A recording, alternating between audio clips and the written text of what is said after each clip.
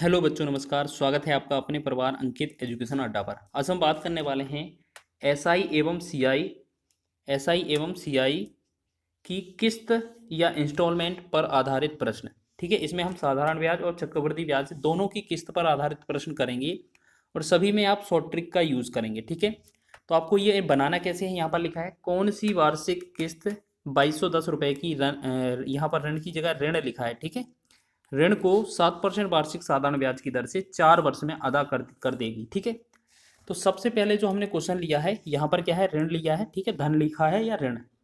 तो आप ऐसे समझें कि ये सबसे पहले जो क्वेश्चन है हम साधारण ब्याज की किस्त पर आधारित क्वेश्चन बता रहे हैं। तो आपको ऐसे समझना है, पहली किस्त आपकी 100 रहेगी हर बार, फिर जितना परसेंट बोला गया होगा उतना आपको जोड़ देना है 7, फिर आपको 7 और जोड़ देना है 14, फिर आपका 21।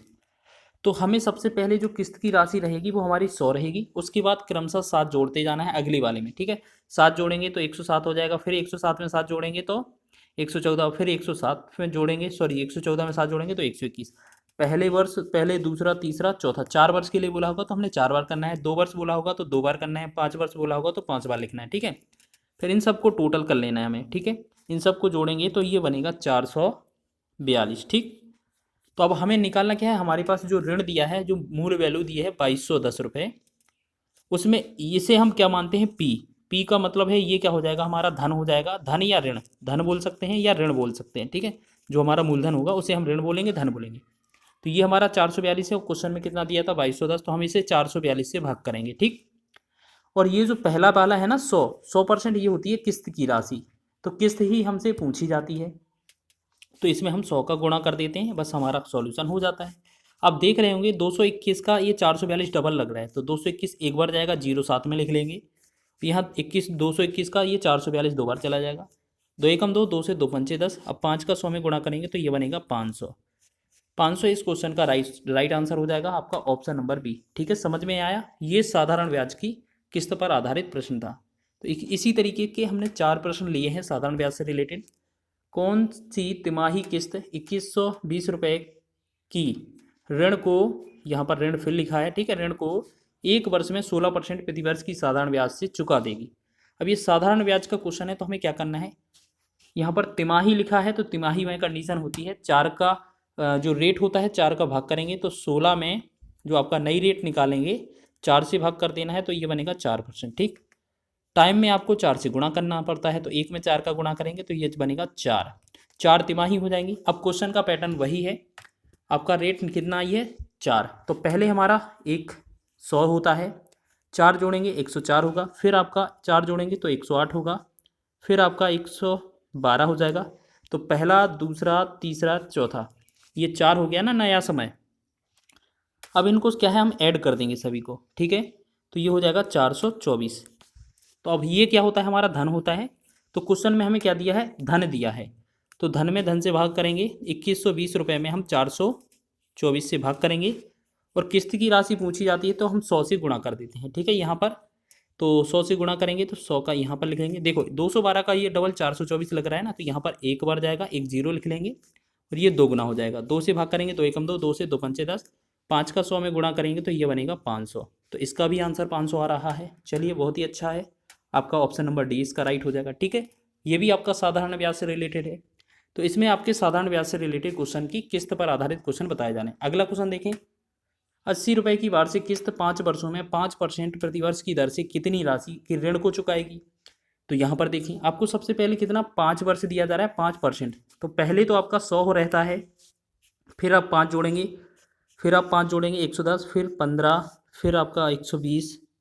तो कितना 5 करना है ना, 1 2 3 4 5। तो हमने क्या है, जो रेट होती है उसी को सेम सेम जोड़ा जाता है।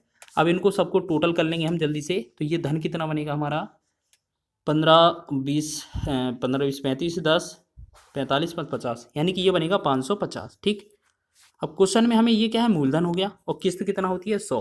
तो अब हमें इस बार किस्त की राशि दी गई है 80 रुपये, तो हम क्या करेंगे, 80 रुपये जो दी गई है वो किस्त की राशि दी गई है तो हम 100 से करेंगे भाग, और ऋण हमसे पूछा है, मूलधन हमसे पूछा है, तो ये 550 का करेंगे गुणा। ठीक, बस इतना सा तो काम ही था। 1 2 जीरो से 100 के 2 जीरो कट जाएंगे, तो 8 का गुणा 55 में करेंगे, इतना होगा 8 पंच 40, 8 पंच 40 सर 44। तो ये बनेगा 440। तो ऑप्शन नंबर ए इसका राइट है। ठीक है, आपको समझ लेना है कि किस्त का मान पूछा है कि ऋण पूछा है। तो इसी प्रकार आगे बढ़ें अगले क्वेश्चन में। यहाँ पर देखिएगा एक क्वेश्चन और लिया है किस्त पर आधारित साधारण ब्याज का। 700 रुपये की वार्षिक किस्त, यहाँ पर किस्त का मान फिर दिया है। 5 वर्ष में ये 10% प्रतिवर्ष की दर से कितनी राशि के ऋण को अदा करेगी। तो पहली जो होती है 100 होती है किस्त, उसके बाद 10% में पहली दूसरी 110, फिर 120, फिर 130, फिर 140। तो हमने देखा 1 2 3 4 5 वर्ष के लिए हो गई हमारी किस्त। इन सब का टोटल करेंगे जल्दी से, हम थोड़ा स्पीड से चल रहे हैं। ठीक है, 40 30 70 20 90 100, यानी कि ये टोटल अगर करेंगे तो ये बनेगा 600 हमारा मूलधन। क्वेश्चन में 700 रुपये वार्षिक किस्त दी गई है। तो आप ऐसे समझें कि जो 700 रुपये दिया है वो किस्त का वैल्यू दिया है, तो यहाँ पर हमारा 100 का वैल्यू दिया हुआ है। तो यहाँ पर 100 से भाग करेंगे। हमसे ऋण पूछा है यहाँ पर, यानी कि मूलधन पूछा है, तो हम 600 से गुणा कर देंगे। 2 जीरो से 2 जीरो कट जाएगा, तो 7 का गुणा 600 में करेंगे तो 7 6 42 और 2 जीरो साथ में, तो ये बनेगा 4200 रुपये। ठीक है, तो आपने अभी 4 क्वेश्चन देखे हैं, वो आपने साधारण ब्याज के किस्त पर आधारित प्रश्न देखे हैं। ठीक है, सभी तरीके से प्रश्न देखा है। अब आगे कुछ प्रश्न हैं जो आपके कंपाउंड इंटरेस्ट, जो कि चक्रवृद्धि ब्याज पर किस्त पर आधारित प्रश्न है। देखिएगा क्वेश्चन सेम रहते हैं, बस यहाँ पर क्या है थोड़ा बहुत डिफरेंस होता है। वैसे तो कुछ डिफरेंस होता नहीं है, सेम लैंग्वेज लिखा होता है। यहाँ पर लिखा है 21 रुपये की राशि को 2 वार्षिक बराबर किस्तों में अदा करनी है। प्रत्येक किस्त क्या होगी यदि वार्षिक ब्याज की संयोजित होता है वार्षिक ब्याज तथा ब्याज की दर 10% है। तो आपको ऐसे समझ लेना है, आप ऐसे समझें कि चक्रवृद्धि ब्याज में संयोजित तरीके से लिखा होता है, वार्षिक संयोजित होता है। ठीक है ना, तो संयोजित ये समझ लें कि ये चक्रवृद्धि ब्याज का ही क्वेश्चन है। ठीक है, साधारण ब्याज से बनाएंगे वैसे भी आंसर नहीं आएगा, तो ये चक्रवृद्धि ब्याज का है। तो ऐसे समझें कि 10% फ्रैक्शन जो है, 10% फ्रैक्शन, इसकी फ्रैक्शन बनाएंगे तो 1/10 बन जाएगी। आपने कई बार बनाई होगी। तो इसका मतलब है 10 पर कितने रुपए का ब्याज मिला होगा, 1 रुपये, यानी कि 10 के बाद क्या होगी राशि 11। ठीक है, तो ये हमारा पहला वाला जो होता है वो प्रिंसिपल होता है, दूसरी जगह हमारा किस्त की राशि दी होती है। तो 10 से 11 रुपये हुआ है। अब देखिएगा जो 11 से कट जाएगा वही आंसर हो जाएगा। तो आप ऐसे समझिए 11 से ना काटें, यहाँ पर जितना समय दिया है ना उतने करके वर्ग कर दें। 10 का वर्ग 100 हो जाएगा, अनुपात में 11 का वर्ग 121। ठीक है, अब आप ऐसे समझें कि हमसे किस्त की राशि पूछी है, तो इस तरफ जो है 11 का वर्ग 121 होता है, और यहाँ पर किस्त की राशि कितना 121 है। तो हमें क्या है 121 से अगर जो भी भाग कट जाएगा या जो भी वैल्यू कट जाएगा वो हमारा किस्त का आंसर हो जाएगा। तो आपको दिख रहा है पहले ही ऑप्शन में 121 और 0 लिखा है, तो यही हमारा कट जाएगा, बाकी के तीनों ही ऑप्शन नहीं कटेंगे। तो हमारा 1210 इसका किस्त आंसर हो जाएगा। ठीक है, तो आपको क्या करना है, बस इतना सा ही कर लेना। जो आप फ्रैक्शन वैल्यू बनाएंगे, जो किस्त की राशि आएगी, किस्त से किस्त को भाग कर लेंगे तो हमारा आंसर हो जाएगा। ठीक है, हो सकता है कभी किस्त का वैल्यू आंसर हमारा क्वेश्चन में दिया जाए और हमसे मूल राशि पूछा जाए, तो उस स्थिति में फिर हम मूलधन से भाग करेंगे, जो भी विकल्प मिलेगा वो आंसर हो जाएगा। ठीक है, एक तो तरीका ये है शॉर्ट ट्रिक करने का। अब इसे बेसिकली करते हैं कैसे, वो और देख लीजिए एक बार डिटेल। 10% की फ्रैक्शन क्या होती है, 1/10 होती है ना, 1/10। तो हमारा जो पहले 10 था वो 11 हो जाएगा। फिर 2 वर्ष लिखा है, 2 का मतलब है यहाँ से हमें वर्ग कर देना है, तो ये 100 हो जाएगा। 11 का वर्ग करेंगे तो 121। देखिएगा एक लास्ट जो किस्त बन रही है 121 की बन रही है, और पहले वाली किस्त को बनाने के लिए अगर 121 बनाना है तो हमें 11 से गुणा करना पड़ेगा। जब इस तरफ गुणा किया है 11 से, तो इस तरफ भी हमें गुणा करना है 11 से। ठीक, तो 11 का और 10 का गुणा करेंगे तो ये बनेगा 110, और 100 हमारा सेम का सेम लिखेंगे तो यहाँ पर हो गया। अब इन दोनों को जोड़ा जाता है, ये क्या होता है मूलधन। ठीक है, और जो 121 लिखा ना ये किस्त होती है हमारी। तो यहाँ पर जो मूलधन होगा वो कितना होगा, 210 हो जाएगा। ठीक, मूलधन हो जाएगा वो 210 हो जाएगा। अब देखें क्वेश्चन में दिया क्या है, हमारे पास 2100 की राशि दी है, यानी कि हमारे पास मूलधन दिया है। तो 2100 रुपये में हम क्या करेंगे, इस वाले 210 से मूलधन से भाग कर देंगे। और किस्त की राशि पूछी है तो किस्त का वैल्यू कितना है, 1 2 1, 121 है। 1 0 से 1 0, 21 से काटेंगे 21 से एक बार और 0 बार, तो बस 121 में 10 का गुणा करेंगे तो 1 2 1, साथ में 1 0 आ जाएगा। ये 1210 इस क्वेश्चन का राइट आंसर होगा। ऑप्शन नंबर ए इसका राइट है। ठीक है, तो ये आपका डिटेल सॉल्यूशन था। तो अब आप क्या है, जितने भी क्वेश्चन है हम सीधा ट्रिक से सॉल्व करते हैं। ठीक है, 3300 रुपये की राशि को 3 वर्षों में बराबर वार्षिक किस्तों में अदा करना है। प्रति किस्त की राशि बताएं यदि वार्षिक जो ब्याज है वो वार्षिक संयोजक होता है और ब्याज दर 10% है। तो आप ऐसे समझें, जो 10% है फ्रैक्शन 10 की 1/10 हो जाएगी। ठीक है, तो 10 से वैल्यू कितना 11 हो रही है। ठीक है, 10 से वैल्यू कितना हो रही है, तो तो पहले ये कितना होगी, 10 का वर्ग करेंगे, यहाँ 1 2 21, 121 हो जाएगा। यहाँ फिर घन करेंगे 1000 हो जाएगा, यहाँ घन करेंगे तो ये 1331 होगा। ठीक है, तो अब ऐसे समझना है कि ये 11 से घन कितना हुआ, 11 की घात 3 करने पर 1331 हुआ है। तो जो वैल्यू 1331 से कट जाएगी वही आंसर हो जाएगा। तो देखिएगा 1331 वाली वैल्यू एक ही दी है, बाकी ये तीनों ही गलत हैं ऑप्शन। ठीक है, तो आप ऐसे समझें कि 10 से हमारा कितना हो रहा है 11, 10 से एक बढ़ेंगे तो 11 हो जाएगा, और 3 वर्ष का है तो इसका घन करेंगे तो ये कितना होगा 1331। तो जो भी वैल्यू 1331 से कटेगी वही आंसर हो जाएगा हमारा। ठीक है, या आप इसके मल्टीपल से काट सकते हैं, 11 से भी काट सकते हैं, 121 से भी काट सकते हैं, या 1331 से भी काट सकते हैं। तो जो भी होगा आंसर वही आंसर हो जाएगा। ठीक है, चलिए आगे बढ़ें। अब देखो डिटेल सॉल्यूशन करेंगे तो उसी तरीके से कर सकते हैं हम इस क्वेश्चन को भी। ठीक है, 3 बराबर किस्तों में लिखा है, किसी राशि को 3 बराबर वार्षिक किस्तों में अदा करना है। हमारा ब्याज सालाना संयोजित होता है और ब्याज की दर जो है वो 25% प्रतिवर्ष है। यदि प्रत्येक किस्त 12,500 रुपये की है तो राशि ज्ञात करें। देखो इसमें राशि ज्ञात करना है तो देखें समझे क्या है, 25% की फ्रैक्शन है, इसे क्या करते हैं 1/4 बनाएंगे। 4 से राशि क्या हो जाती है 5 हो जाती है। ठीक है, अब 3 वर्ष वाला क्वेश्चन है तो इस पर भी घन करेंगे, इस पर भी घन कर देंगे। तो 4 का घन कितना होगा, ठीक है 4 का होगा 64, और यहाँ पर 5 का घन कितना होगा 125। ठीक है, ये कितना हो जाएगा हमारा, देखेंगे 100 55 25 पंचे 125। ठीक है, अब हमसे पूछा क्या है, हमारे पास वैल्यू क्या दिया है, हमसे पूछा है राशि। तो आप ऐसे करें कि जो मूलधन होता है ना ये होता है, तो आपको याद रख लेना जो 64 से कटेगा या 64 के मल्टीपल से कटेगा वही आंसर होगा। 64 का हम ऐसा भी लिख सकते हैं ना 8 या 4 × 4 या 8 भी लिख सकते हैं ना।